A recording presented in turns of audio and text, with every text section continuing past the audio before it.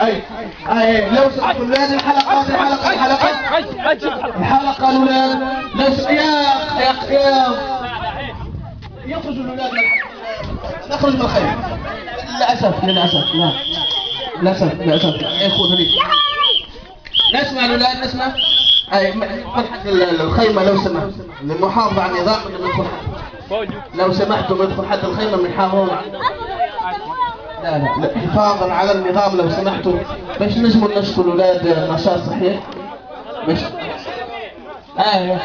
اعطيهم الهديه نتاع شوفوا الاولاد حفاظا على النشاط حفاظا على ان النشاط تكون مسيرته طيبه معكم ان شاء الله وتكون كل واحد ياخذ الهديه نتاعه وتكونوا لاباس لو سمحتوا نحافظوا على النشاط ما زال متواصل من القطاع.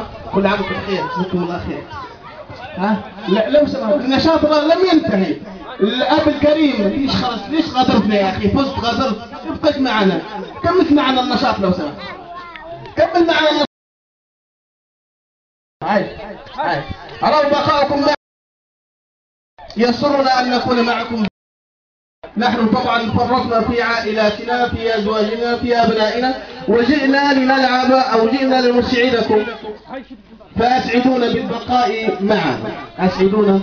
تسعدون عندما تكونوا معنا نحن لاننا فعلا نسعد بوجودنا معكم.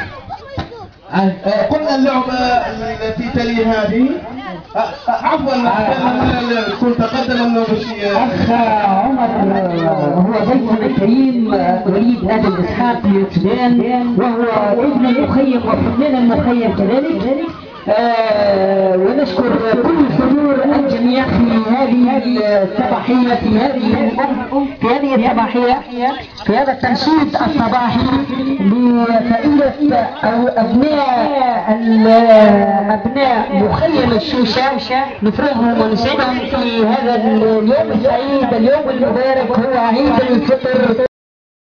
السعداء كباقي العالم وهم ليس محرومون من النشاط ومن الترفيه بل نحن معهم بقلوبنا. معنا الفنان وليد ادم اسحاق وهو غني عن التعريف في هذا المخيم.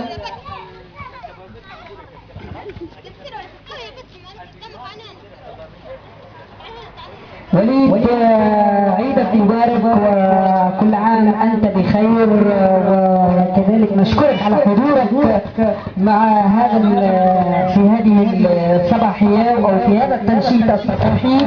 وليد تفضل لك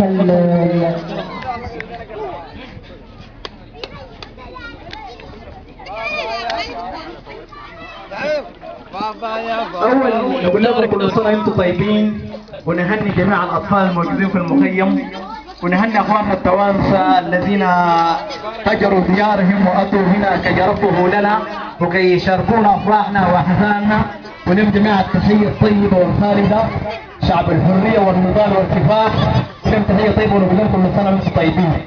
وعاوز من الأطفال الواقفين يقوموا يدوروا أنا أصلا ما بغني يقوموا يدوروا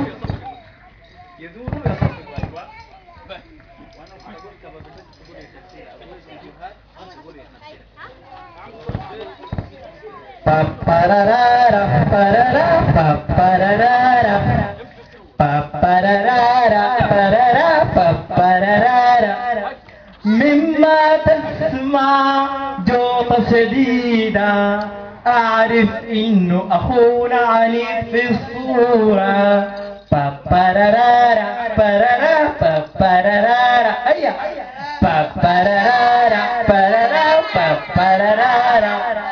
جوطة وإزعاج وزحمة شديدة جوا غرفة البيت بيلعب كورة.